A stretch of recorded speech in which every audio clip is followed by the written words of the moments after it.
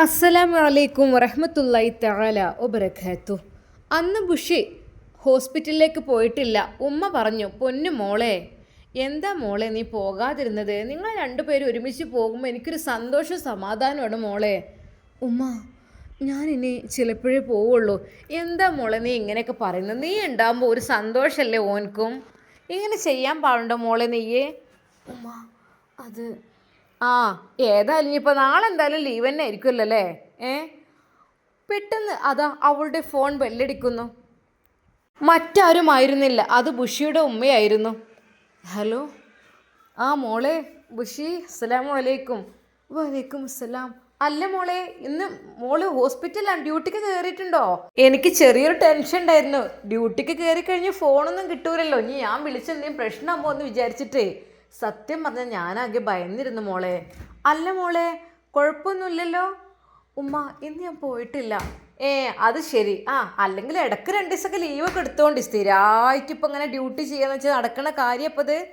അല്ലെങ്കിൽ തന്നെ നഴ്സുമാരെ ഡ്യൂട്ടി എന്ന് പറഞ്ഞാൽ അവർക്ക് പണി ഉണ്ടാകുമ്പോൾ നല്ലോണം ഉണ്ടാകും, അങ്ങനെ ആയിരിക്കും. പിന്നെ എന്നോട് അജ്മൽ വിളിച്ച് പറഞ്ഞിനു, ഇങ്ങനെ ഷാമിലിൻ്റെ ഒപ്പം ഹോസ്പിറ്റലിലാണെന്നോ. അവിടെ എന്താ മോളെ, സുഖമുണ്ടോ? മോളുടെ ഹോസ്പിറ്റലിലാണോ? എന്നാൽ അത് കേട്ടപ്പോൾ അവളൊന്ന് ഞെട്ടി. ഉമ്മ, എന്താ മോളെ? എവിടെയാണെന്ന് വെച്ചാലേ അതിനനുസരിച്ച് ഒന്ന് ചെന്നും നോക്കായിരുന്നു. പിന്നെ ഞാൻ ഒരു കാര്യം പറഞ്ഞുതരാം എൻ്റെ പൊന്നാര മോളെ. നീ വിളിക്കാനൊക്കെ കൊണ്ടുവരാൻ വരാൻ നിൽക്കണോ? ഇവിടെ ഇപ്പോൾ അജ്മലും ഇല്ലാത്ത സ്ഥിതിക്കേ ഉമ്മന്നല്ലേ ഉള്ളൂ. അപ്പോൾ ഞാൻ പറയണത്, മോളും മോനും ഇങ്ങോട്ട് പോന്നോളൂ. നാളെ പെരുന്നാളൊക്കെ അല്ലേ? പോന്നോളൂ. ഞാൻ കാര്യമായിട്ടാണ് ചോദിക്കുന്നത്. എന്നാൽ പിന്നെ ഇനി ചിലപ്പോൾ ആദ്യത്തേതാവുമ്പോഴേ അവിടെ വന്ന് കൂട്ടണം എന്നൊക്കെയുള്ള ചില ചിന്താഗതികളൊക്കെ ഉണ്ടാവും ചിലർക്കൊക്കെ. അപ്പോൾ പിന്നെ അതിന് വേണ്ടിയിട്ട് ഉമ്മ ചോദിക്കണത്. ഉമ്മ അങ്ങോട്ട് കൊണ്ടുവരാൻ വരണോ നിങ്ങളെ? അതോ നിങ്ങൾക്ക് പിന്നെ വണ്ടിയൊക്കെ ഉള്ളത് കൊണ്ട് സുഖമാണല്ലോ. എനിക്ക് പിന്നെ ഒരു വണ്ടി വിളിച്ച് എങ്ങനെ വെച്ചാൽ ചെയ്യാം, അമ്മാൻ്റെ കുട്ടീൻ്റെ ഇഷ്ടം പോലെ എന്താ വെച്ചാൽ ചെയ്യാം കേട്ടോ. എന്നാൽ അത് കേട്ടപ്പോൾ ബുഷി ഒരു നിമിഷം ഞെട്ടിപ്പോയി. റബ്ബേ, ഉമ്മ ഇനി ഉമ്മ ഞങ്ങൾ വന്നോളാം, ഞാൻ ഉമ്മയുടെ അടുത്ത് ഫോൺ കൊടുക്കാം. അപ്പോൾ തന്നെ അതാ ബുഷി നേരെ അൻഷിഫിൻ്റെ ഉമ്മയുടെ അടുത്ത് ഫോൺ കൊടുക്കുന്നു. ഹലോ, അസ്സലാമു അലൈക്കും. വലൈക്കും അസ്സലാം വറഹമത്തുള്ളാ. ഏതായാലും ഞാനേ ഒന്നും ഉണ്ടായിട്ട് വിളിച്ചതല്ല. ഞാൻ ഇപ്പോൾ പെരുന്നാളൊക്കെ അല്ലേ, ഇവിടെ വേണേൽ അജ്മന് പോവുകയും ചെയ്തേ. ഓൾക്ക് എന്തോ ഒരു ഇതുണ്ടെന്നൊക്കെ പറഞ്ഞിട്ട് ഒരു പോവുകയും ചെയ്ത് വരുവേക്കാൻ 2 മാസം കഴിഞ്ഞാൽ. അപ്പം പിന്നെ അജ്മല് പോവുകയും ചെയ്തു. അപ്പം ഞാൻ പറഞ്ഞു ഓളോട്, ഞാൻ കൊണ്ടുവരാൻ പറ്റണോ അങ്ങനെയൊക്കെ ഉണ്ടെങ്കിൽ അനുസരിച്ച് കാട്ട ഹരിച്ചിട്ടേനെ. നിങ്ങളേതായാലും അല്ലെങ്കിൽ മോനോടൊന്ന് പറയും. അതിനെന്താ, നിങ്ങൾ കൊണ്ടുവരാൻ വേണ്ട ഒരു ആവശ്യമില്ല. എൻ്റെ മോനും മോളാണ് വന്നോളും. ഏതായാലും എനിക്ക് പറ്റിയൊരു മരുവളെ തന്നെ കിട്ടിയിരിക്കണ്. ആയിക്കോട്ടെ, പഠിച്ചോനെ ഹയറിലാക്കട്ടെ. ഇനിയിപ്പോൾ ഒരു കുഞ്ഞിക്കാലൊന്ന് കണ്ടു കിട്ടിയാൽ മതി, എന്നാൽ വലിയൊരു റാഹത്തേനു. എന്നാൽ അത് കേട്ടപ്പോൾ അതാ അൻഷിഫ് ഡോക്ടറുടെ ഉമ്മ ഒരു നിമിഷം മൗനം പാലിച്ചു. അതിനും വേണ്ടി ദ്വാ ചെയ്യും. ഞാനിപ്പോൾ ഇങ്ങനെ ദ്വാ ചെയ്തുകൊണ്ടിരിക്കുകയാണ്. പഠിച്ചോനെ ഒരു കുട്ടിനെ കിട്ടിയിട്ട് ഒരു കുഞ്ഞിക്കാലം കണ്ടിട്ട് മരിച്ചാൽ മതിയേനു എന്നുള്ള നിലക്കേ അതുതന്നെയാണ് മനസ്സത്തെ പ്രാർത്ഥന. അജ്മലും ചോദിക്കും ഇങ്ങനെ. ഏതായാലും പിന്നെ ഡ്യൂട്ടിയും കാര്യങ്ങളൊക്കെ ആകുമ്പോൾ ഓൾക്ക് തിരക്കുമായിരിക്കുമല്ലേ? അല്ല, ഞാൻ ഇനി മോൻ്റെ ഫോണൊക്കെ വിളിക്കണോ? വിളിച്ചിട്ട് ഞാൻ വേണമെങ്കിൽ കാര്യങ്ങളൊന്ന് പറഞ്ഞോളാം. അല്ല, വിളിക്കണമെന്നൊന്നുമില്ല. ഇനിയിപ്പോൾ വേണമെന്നുണ്ടെന്ന് വിളിച്ചും ചെയ്താൽ ഒരു സന്തോഷമല്ലേ നിങ്ങളൊക്കെ വിളിക്കുമ്പോൾ. അങ്ങനെയാണ് അതാ അൻഷിഫിൻ്റെ ഉമ്മ പറഞ്ഞത്. എന്നാൽ അതാ ബുഷിയുടെ ഉമ്മ വിചാരിക്കുകയാണ്, ഇനിയിപ്പോൾ അവനോടൊന്ന് ഏതായാലും നാളെ ഇപ്പോൾ ലീവാക്കാൻ പറയും. പെരുന്നാളല്ലേ, ഒരു ദിവസമൊക്കെ ഒന്ന് ഡ്യൂട്ടി ലീവാക്കണ്ടേ? എന്നും ഡ്യൂട്ടിക്ക് പോയിട്ടെന്താ, ഒരു ദിവസം നമ്മളുടെ സന്തോഷവും സമാധാനവും ഒക്കെ ഒന്ന് കണ്ടെത്തണ്ടേ? 2 ആണ്ടർതി എന്ന് വെച്ചാൽ ചെറിയ പെരുന്നാളും വലിയ പെരുന്നാളും അത് പിന്നെ ഞമ്മക്ക് പറഞ്ഞതാണല്ലോ ആഘോഷം. അന്ന് നോമ്പ് പോലും നോൽക്കാനും പാടില്ലല്ലോ. ഏതായാലും അന്ന് ലീവ് എടുത്തിട്ട് ഇവിടെ കുടുംബങ്ങളോടൊക്കെ ഒന്ന് പോയി വന്നും ചെയ്തോട്ടെ. ഓനെ കിട്ടിയിട്ടുമില്ല. കല്യാണം കഴിഞ്ഞാണ്ട് പോയി ഒരു സൽക്കാരത്തിന് വന്നും അല്ലാതെ കിട്ടണ്ടേ? ഓൻ എപ്പോഴും തിരക്കണം. നാളെ ഏതായാലും ഇവിടെ പാർക്കാൻ പറയണം. ഉമ്മയുടെ മനസ്സിൽ പല ചിന്തകൾ. എന്നാലേ ഇന്ന് ഞാൻ ഓനൊന്ന് വിളിച്ചു നോക്കട്ടെട്ടോ. എന്നാൽ ബുഷിക്ക് അല്പം ഭയം തോന്നി. ഇനി എന്തൊക്കെ ഉമ്മേനോട് പറഞ്ഞു കൊടുക്കുക റബ്ബേ. വേറെ വല്ലതും പറഞ്ഞിട്ടുണ്ടെങ്കിൽ എൻ്റെ ഇക്കാക്ക് എന്നെ ചീത്ത പറയും. കാരണം ഒന്നുമില്ലായിരുന്നു, ഞങ്ങൾ തമ്മിൽ ഒരു തെറ്റായതുമില്ല. പക്ഷേ എന്തൊക്കെയോ അവൾക്ക് ആകെ സമാധാനം നഷ്ടപ്പെട്ടു. എന്നാൽ ഈ സമയം അതാ അൻഷിഫിൻ്റെ ഫോണിലേക്ക് ബുഷിയുടെ ഉമ്മ വിളിക്കുന്നു. ഏതായാലും അതാ അദ്ദേഹം റെസ്റ്റ് സമയം എന്തോ അറിയില്ല, ഫോണ് കയ്യിലുണ്ട്. പെട്ടെന്ന് ആ നമ്പർ കണ്ടപ്പോൾ ഹലോ, ആ മോനെ, അസ്സലാമു അലൈക്കും. വലൈക്കും അസ്സലാം. ഇതാരാ മനസ്സിലായോ? നമ്പർ ഇല്ല. ആ മോനെ, ഇതേ ബുഷിൻ്റെ അമ്മയാണ്. എന്താ കാര്യം? മരുമകൻ അല്പം സ്ട്രോങ്ങോട് കൂടിയാണ് സംസാരിക്കുന്നത്. അല്ല മോനെ, പെരുന്നാളൊക്കെ അല്ലേ, ഉമ്മാൻ്റെ കുട്ടിയും മോളും കൂടെ ഒന്നാണ് പോരേണ്ടി കേട്ടോ. പെരുന്നാൾക്കിപ്പോൾ അത്യാവശ്യമാണ്, അവളെ പറഞ്ഞാൽ മതിയോ? എൻ്റെ പൊന്നാര മോനെ, ആദ്യത്തെ പെരുന്നാളല്ലേ, പുതിയാപ്പിളയും പുതിയണ്ണും വരുന്ന കാണാൻ എനിക്കും ഉണ്ടാവില്ല ഒരു പൂതി. നിങ്ങൾ വരിട്ടാ, രണ്ടാളും കൂടി നാളൊക്കെ പാർത്തിട്ട് മറ്റന്നാൾ അതിൻ്റെ പിറ്റേന്നൊക്കെ പോകാം. പിന്നെ നമ്മളെ കുടുംബക്കാരോടൊന്നും അങ്ങനെ പോയിട്ടുമില്ല, പറഞ്ഞിട്ടുമില്ല. നിങ്ങളൊന്നും വരിട്ടാ, സൽക്കാരത്തിന് വിളിച്ചാൽ അന്നും ഒഴിവുണ്ടാവില്ല. പെരുന്നാൾ ദിവസം തന്നെ ഞാൻ വിളിക്കാൻ തലേന്ന് തന്നെ വിളിച്ചാൽ അതുകൊണ്ടാണ് പെരുന്നാൾ ദിവസം തന്നെ ഒന്ന് വരാൻ കേട്ടോ. ഞാൻ അന്ന് ഡ്യൂട്ടിക്കൊന്നും പോകണ്ട. Okay okay. എന്നാൽ തൻ്റെ മരുമകൻ അല്പം സ്ട്രിക്റ്റ് ആണെന്ന് അവർക്ക് തോന്നി. പഠിച്ചവന് വലിയ തമാശക്കാരനൊന്നല്ല എൻ്റെ ബുഷി അവിടെ നിൽക്കണത്, ഇപ്പം എങ്ങനെയാവാം. ഏതായാലും അന്നതാ അവൻ വീട്ടിലെത്തി. അല്പം ദേഷ്യത്തോടു കൂടി തന്നെയാണ് അൻഷിഫിൻ്റെ മുഖഭാവം. പാവം ബുഷി അയാൾക്കുള്ളതെല്ലാം തയ്യാറാക്കി വച്ചിരിക്കുന്നു. ഭക്ഷണമായാലും വെള്ളമായാലും വസ്ത്രമായാലും എല്ലാം റെഡിയാക്കി വച്ചിരിക്കുന്നു. അവളുടെ മനസ്സിൽ അല്പം ഭയം ഉണ്ടായിരുന്നു. കാര്യം മറ്റൊന്നുമല്ല, എന്തൊക്കെയോ വേണ്ടാത്തതും ഇല്ലാത്തതൊക്കെ പറഞ്ഞു കൊടുത്തിട്ടുണ്ട്. അല്ലാ റബ്ബേ നീ കാക്ക്. സിനാൻ സാർ ഇത്രയും വഞ്ചകനാണെന്ന് ഞാൻ ഒരിക്കലും അറിഞ്ഞില്ല. അയാളെ വിശ്വസിച്ചാണ് ഞാൻ ഡ്യൂട്ടിക്ക് വരെ പോയത്. ഇപ്പോൾ അയാൾക്ക് എന്നെ, പക്ഷേ എൻ്റെ ഭർത്താവ് ഇപ്പോൾ അത് പറഞ്ഞാൽ വിശ്വസിക്കൂരല്ലോ. ആദ്യമേ അയാൾ പറഞ്ഞു കഴിഞ്ഞു എല്ലാം. അതുകൊണ്ട് ഞാൻ ഇനി പറയുമ്പോൾ വാക്ക് മാറ്റി പറയുകയാണെന്ന് വിചാരിക്കും. പഠിച്ചോനെ, ആ CCTV ക്യാമറയെങ്കിലും ഒന്ന് നോക്കിയിരുന്നെങ്കിൽ സത്യം തെളിയായിരുന്നു. പറയാൻ പറ്റൂല, അയാൾ ഞാൻ വല്ല അറ്റകുറ്റപ്പണി റൂമിലേതായാലും ഇല്ല. പുറത്തുനിന്ന് വല്ലതും കാട്ടിക്കണോ അതൊന്നും പറയാൻ പറ്റില്ല. കള്ളന്മാർക്ക് എന്തും ചെയ്യാലോ. ശരിക്കും ബുഷിക്ക് നല്ല സങ്കടം തോന്നിയിരുന്നു സിനാൻ്റെ ആ ഒരു കാട്ടിക്കൂട്ടലിൽ. അത്രക്കും മോശം പ്രവൃത്തിയാണ് എന്നോട് ചെയ്തത്. അതൊക്കെ പറയണം ശരിക്ക്. എന്താന്നില്ലേ, എൻ്റെ ഭർത്താവ് ഒരു പൊട്ടനായിപ്പോയി. ഒരിക്കലും ഞാൻ അങ്ങനെ പറയല്ല. അവൻ പറഞ്ഞത് മുഴുവൻ അങ്ങ് വിശ്വസിച്ചു. എൻ്റെ വാക്കിന് വിലയില്ല. അല്ലെങ്കിൽ പെണ്ണുങ്ങളെ വാക്കിന് വില ഉണ്ടാവില്ലല്ലോ, പ്രത്യേകിച്ച് ഇങ്ങനെയൊക്കെ ചെയ്യുമ്പോൾ. പക്ഷെ ഞാൻ എന്തെങ്കിലും പറഞ്ഞ, അല്ലെങ്കിൽ എല്ലാ സ്ത്രീകളും അങ്ങനെ തന്നെ വഞ്ചകികളാണ്. വഞ്ചിക്കാൻ അവർക്കറിയാം, വഞ്ചിക്കാനായിരിക്കും എളുപ്പം. ആ ഒരു ചിന്താഗതിയിലാണ് ബുഷിയെ കണ്ടത്. അതുകൊണ്ട് തന്നെ സിനാൻ്റെ വാക്കുകൾ മുഴുവനായിട്ടും അൻഷിഫ് അങ്ങ് വിശ്വസിച്ചു. എന്തൊക്കെയോ വിഷം കുത്തി നിറച്ചു ആർക്കറിയാം. ഇനിയൊരു പക്ഷേ അൻഷിഫിന് സങ്കടം ഉണ്ടാവും. അതുകൊണ്ടായിരിക്കും അവളോട് കാര്യമായിട്ടൊന്നും ചോദിക്കാതിരുന്നത്. എന്തൊക്കെ തന്നെയാലും അന്ന് ഡ്യൂട്ടി കഴിഞ്ഞ് അതാ അൻഷിഫ് പുറപ്പെടുന്നുണ്ട് വീട്ടിലേക്ക്. എന്നാൽ ഈ സമയം ഉമ്മ അപ്പുറത്തെ തോട്ടത്തിലെ മൈലാഞ്ചി കൊമ്പിൽ നിന്ന് ഒരൽപ്പം ഇലമൈലാഞ്ചി അങ്ങ് ഊരിയെടുത്തു. മോളെ മോളെ മോളെ ബുഷി. ആ ഉമ്മ. ആ ഇവിടെ വന്നാ മോളെ, ഒരു പാത്രം എടുത്ത് വാ. ഇതേ കുറച്ച് ഇലമൈലാഞ്ചിയാണ്, പെരുന്നാളൊക്കെ അല്ലേ. അപ്പം പിന്നെ മോന് ട്യൂബ് മൈലാഞ്ചി ഒന്നും പറ്റൂല. ഓല് ഡോക്ടർമാരൊക്കെ ആകുമ്പോൾ ഭയങ്കര ഹെൽത്തിൻ്റെ കാര്യത്തിൽ വലിയ നോട്ടേക്കാരല്ലോ. ഓല് പറയില്ല ആസിഡ് ചേർക്കുന്നുണ്ട്, അത് ചേർക്കുന്നുണ്ട്, ഇത് ചേർക്കുന്നുണ്ട്, കൈ പൊള്ളും, നല്ല നാച്ചുറൽ ഹെന്ന ഉണ്ടാകുമ്പോൾ എന്തിനാണ് വെറുതെ നിങ്ങൾ ഓരോ ട്യൂബും അതും ഇതും ഇടണമെന്നൊക്കെ പറഞ്ഞിട്ട് ഓനങ്ങനെ പറയും. അപ്പം ഞാൻ പിന്നെ പെരുന്നാളാവുമ്പോൾ എനിക്കൊരു പൂതിയാണിത്. എനിക്ക് മൈലാഞ്ചില്ലാതെ കഴിയൂല മോളെ. മോളെ നല്ല മരച്ച് തരാം, നല്ലോണം ഇട്ടൂട് കേട്ടോ. നഖത്തുമ്മലും കൈയിൻ്റെ ഉള്ളിലൊക്കെ നല്ലോണം ഇട്ടൂട്. പിന്നെ സൗന്ദര്യം കൂടാനും നല്ല സമാധാനത്തിനും സന്തോഷത്തിനൊക്കെ നല്ലതാണ് ഈ ഒരു ഇലമൈലാഞ്ചി. മോൾക്ക് അറിയില്ല അതിനെക്കുറിച്ച്, സ്വർഗത്തു നിന്ന് നേരിട്ട് ഇറക്കിയതാ മോളെ മൈലാഞ്ചി. പിന്നെ മോള് നല്ല ഇട്ടുള്ളൂ, പ്രത്യേകിച്ച് ഭർത്താക്കന്മാരുള്ള പെണ്ണുങ്ങളെ അതൊക്കെ നല്ലോണം ഇട്ടിട്ട് നല്ല സുന്ദരികളായി അണിഞ്ഞൊരുങ്ങിയൊക്കെ നിൽക്കണം, പ്രത്യേകിച്ച് പെരുന്നാളും കൂടി ആകുമ്പോഴേ കേട്ടോ. പിന്നെ എനിക്ക് പറയാനുള്ളത് എന്താന്ന് വെച്ചാലേ, അൻഷിഫ് വരുമ്പോഴേക്കും മോള് മൈലാഞ്ചിയൊക്കെ ഇട്ട് സുന്ദരിയായി നിൽക്കണം. അമ്മക്ക് കാണാനുള്ളൊരു പൂതി കൊണ്ടല്ലേ കേട്ടോ. എന്നാൽ ബുഷി എന്ത് പറയണമെന്നായിപ്പോയി. ഉമ്മയുടെ ആ ഒരു വാക്കിന് എതിര് പറയുകയൊന്നും വേണ്ട.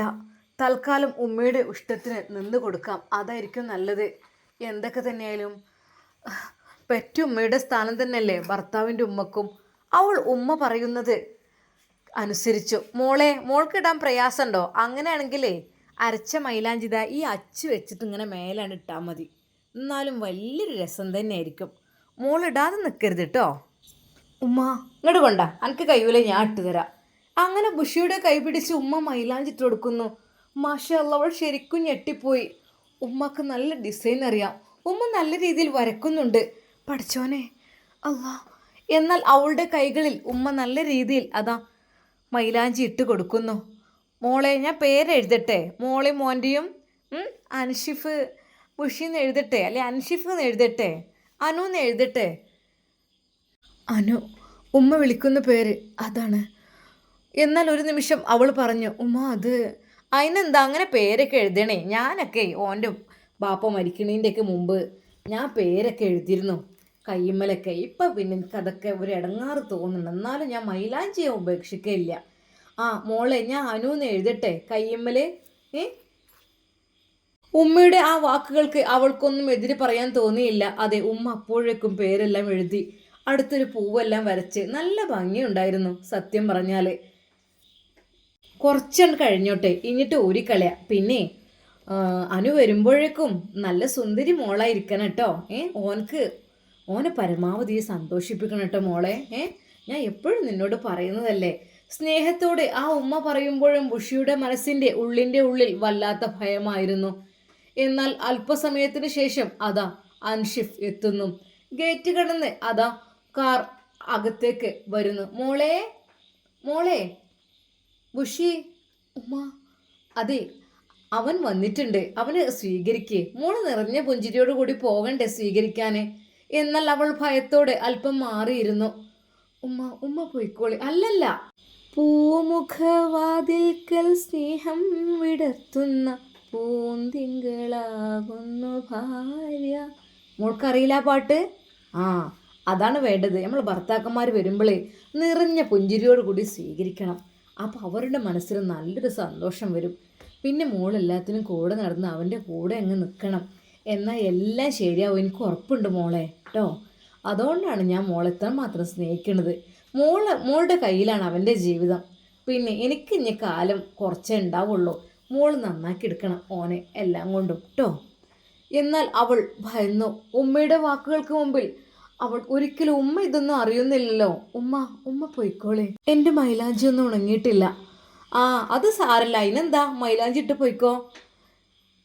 എന്നാൽ അവൾക്ക് നല്ല ഭയമുണ്ടായിരുന്നു. അവൾ മനമില്ലാ മനസ്സോട് കൂടെ അത് അൻഷിഫ് ഡോർ കടന്ന് തുറന്നു വരുന്ന ആ ഒരു ഭാഗത്തേക്ക് എത്തി. ഇക്ക. എന്നാൽ അൻഷിഫ് അവളുടെ മുഖത്ത് പോലും നോക്കാതെ നേരെ അതാ അവൻ്റെ റൂമിലേക്കാണ് പോയത്. അവൻ്റെ ലാപ്ടോപ്പും ഫയലുകളും എല്ലാം അവിടെ വെച്ചു. ഫ്രഷായി നേരെ അടുക്കളയിലേക്ക് എത്തി. എന്നാൽ അപ്പോഴേക്കും അവൾ ചായയും കടിയും എല്ലാം ഉണ്ടാക്കി വെച്ചിരുന്നു. ഇക്ക ഇതാ ചായ. എന്താ, എനിക്ക് നീ ചായ ഉണ്ടാക്കി വെക്കുമോ? ഇക്ക എന്താ അങ്ങനെ പറയുന്നത്? മോളെ മൈലാഞ്ചി കാട്ടി കൊടുക്ക്. നോക്ക് മോനെ, ഓളെ കൈമ ഞാൻ മൈലാഞ്ചിട്ട് എടുത്തത് ഇല മൈലാഞ്ചിയാണ്. ഞാൻ പറഞ്ഞു മോനക്ക് ഇലയെ പറ്റുള്ളൂ, നാച്ചുറൽ ആയിട്ടുള്ള മൈലാഞ്ചി, അല്ലാതെ കെമിക്കൽ അടങ്ങിയതൊന്നും മോന് പറ്റൂല എന്ന് ഞാൻ പറഞ്ഞു. അപ്പം ഞാൻ തന്നെ ഇട്ട് കൊടുത്തു. ഓള് മടിച്ചിരുന്നു. കണ്ടോ, മോൻ്റെ പേരൊക്കെ ഞാൻ എഴുതി വെച്ചിക്കണ്, അനുന്നൊക്കെ എഴുതിക്കണ്.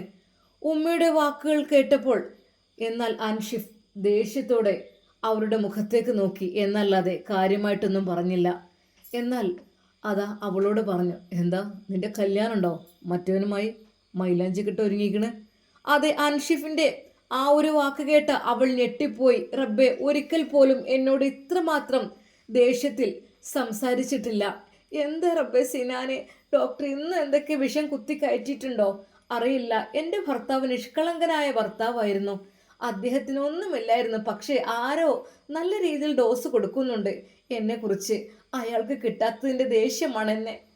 പഠിച്ചോനെല്ലാം തെളിയിക്കൊരു ദിവസം. അവൾ വിതുമ്പി. ശരിക്കും അൻഷിഫിൻ്റെ ആ ഒരു വാക്ക് കേട്ട അവൾ അപ്പോൾ തന്നെ മൈലാഞ്ചി കഴുകിക്കളയാൻ പോയി. അവൾക്ക് വിതുമ്പൊന്നുണ്ടായിരുന്നു, കാരണം ചുവന്ന് വരുന്നേ ഉള്ളൂ. അപ്പോഴേക്കും ഉമ്മ, അല്ല മോളെ ഈ മൈലാഞ്ചി ഊരും ചെയ്തോ? എന്താ മോളെ എൻ്റെ കഥ? ഇനിയിപ്പോൾ നാളെ അവിടെ എടുത്തോ ഉമ്മയൊക്കെ നോക്കൂലേ? എന്താ ഇത്ര പെട്ടെന്ന് ഊരിയത്? എന്നാൽ അവൾക്ക് എന്തൊക്കെയോ സ്വന്തം ഭർത്താവിന് ഇഷ്ടമല്ല. ഞാൻ ഇട്ടിട്ട് മറ്റവൻ്റെ കൂടെ പോകാനാണോ? നിങ്ങളുടെ മംഗല്യമാണോ എന്നൊക്കെയാണ് ചോദിക്കുന്നത്. റബ്ബേ, ഞാൻ എന്തരപ്പ ചെയ്യാം. എന്നാൽ ബുഷിക്ക് ഒരുപാട് സങ്കടമുണ്ട്, ഒരുപാട് പറയുവാനുമുണ്ട്. പക്ഷേ തൻ്റെ ദുഃഖങ്ങൾ വിഷമങ്ങൾ ആരോടും പറയാനില്ല. ശരിക്കും അവൾക്ക് തോന്നി എല്ലാം ഒരിടത്തുനിന്ന് എഴുതി വച്ചിരുന്നെങ്കിൽ, എന്നിട്ട് ഞാൻ ഇവിടുന്ന് പോയാലും കുഴപ്പമില്ല, സാരല്ല. അവസാനം എല്ലാം അറിഞ്ഞ് എൻ്റെ ഭർത്താവ് കരയേണ്ടൊരവസ്ഥ വരും. സിനാൻ എന്തൊക്കെയോ പറഞ്ഞങ്ങ് ഒപ്പിച്ചിട്ടുണ്ട്. എന്നാൽ അന്ന് അവൾ ഫ്രഷായി അതാ ഭർത്താവിൻ്റെ റൂമിലെത്തി. അതെ, ഉമ്മ വിളിച്ചിരുന്നു. നാളെ പെരുന്നാളാകുമ്പോൾ അങ്ങോട്ട് വരാൻ പറഞ്ഞിട്ടുണ്ട്. ഞാൻ എന്നെ മാത്രമാണോ വിളിച്ചത്? ഞാനും നീയും മാത്രമാണോ, അതോ വേറെ ആരെങ്കിലും? ഒരു നിമിഷം അവൾ മുഖം തിരിച്ചു. ഇക്ക എന്തേ പറയുന്നത്? അല്ലേ, നിനക്ക് പലരും ഉണ്ടാവുമല്ലോ, പഴയതായിട്ടും പുതിയതായിട്ടും.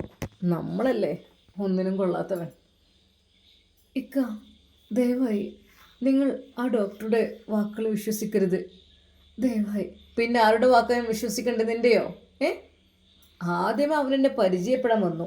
പരിചയപ്പെട്ട് കൈ പിടിക്കലും കെട്ടിപ്പിടിക്കലും എന്തൊക്കെയായിരുന്നു. അവരുടെ വീട്ടിലേക്ക് സൽക്കാരം, കാര്യങ്ങൾ, അത് വേണം ഇത് വേണം എന്നൊക്കെ പറഞ്ഞ്. നിങ്ങളിങ്ങനെ ഒരു ബന്ധം ഉണ്ടായിരുന്നെങ്കിൽ ആദ്യമേ നിനക്ക് നിന്നൂടായിരുന്നു ഇതിന്. എന്തിനാ എൻ്റെ പിടയിലേക്ക് വന്നത്? അയാളുടെ വാക്കുകൾ കേട്ട് ബുഷി ഒന്ന് ഞെട്ടി. റബ്ബേ, ഞാനായിട്ട് തന്നെയാണ്, എന്താ ചെയ്യുക? ഇക്ക, നിങ്ങൾ കേട്ടത് പറഞ്ഞതൊക്കെ തെറ്റാണ്, അങ്ങനെയൊന്നുമില്ല. എന്താടി? പെട്ടെന്ന് അവൻ ഫോൺ ഓൺ ചെയ്ത് അത് ആ ഫോട്ടോ കാണിച്ചു. ഇതിലപ്പുറം ഇനി എന്ത് തെളിവാണ് വേണ്ടത്? എന്താ രണ്ടുപേരും കൊഞ്ചിക്കുഴഞ്ഞ് ചിരിച്ച് കളിച്ച്. ഞാൻ വിചാരിച്ചു നീ നല്ലതാണെന്ന്. പക്ഷേ എനിക്കിനിപ്പോൾ എന്തായാലും കുഴപ്പമില്ലല്ലോ. നിനക്ക് ഇഷ്ടമുള്ളവരൊപ്പം കറങ്ങാൻ പോകുന്നതിനൊക്കെ പറ്റുമല്ലോ അല്ലേ? എന്തായാലും കുഴപ്പമില്ല. അപ്പം നൈറ്റ് ഡ്യൂട്ടി എന്നൊക്കെ പറഞ്ഞു പോയത് ആരുടെ കൂടെയാണ് നീയേ? ഞാനോ? അത് സിനാൻ സാറ്. സിനാൻ എല്ലാം പറഞ്ഞു അന്ന് നൈറ്റ് ഡ്യൂട്ടി എന്ന് പറഞ്ഞിട്ട്. എന്താണ്, എങ്ങോട്ടാണ്? അവളിങ്ങോട്ട് എത്തിയിട്ടില്ല എന്നൊക്കെ. എന്നാൽ അതാ ശരിക്കും അവളുടെ ഹൃദയം പൊട്ടിപ്പോയി. നോ, ഒരിക്കലില്ല, അയാൾ കളവ് പറയാണ്. ഒരിക്കലും വേണ്ട, നീ നിൻ്റെ കള്ളക്കരച്ചിൽ നിർത്തിയേക്ക്.